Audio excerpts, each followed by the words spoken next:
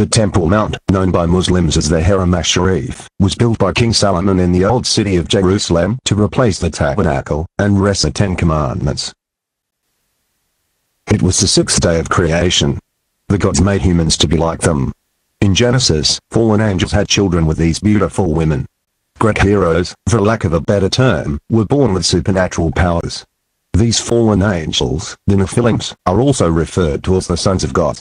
Enoch was the seventh person after Adam according to the book of Jude, and he named these gods the watchers of humanity. God Almighty then handmade Adam and appoints him as his regent in the Garden of Eden where Satan had fallen.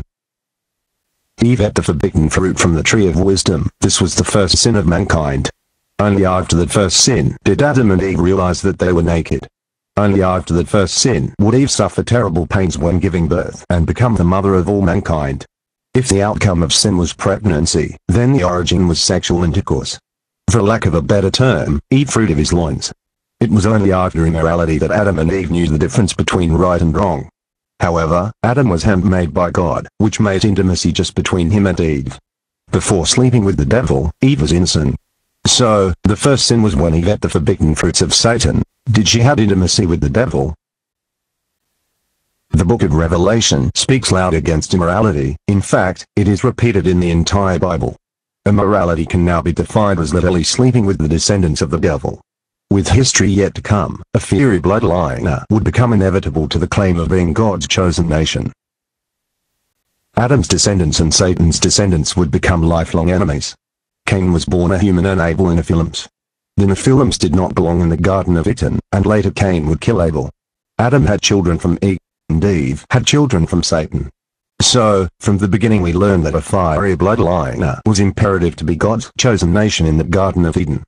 God then sent Adam and Eve out of the Garden of Eden and placed winged creatures at the entrance of Eden. Such winged creatures are also referred to in John's book of Revelation.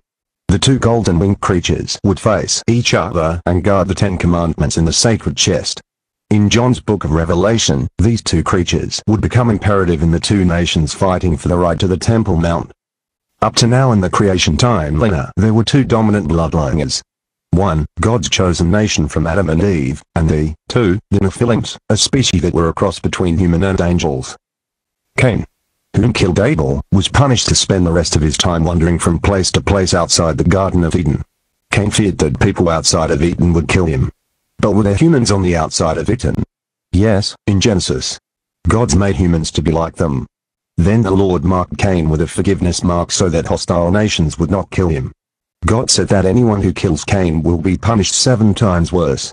With this love of God, Cain would now be the ancestor of God's chosen nation.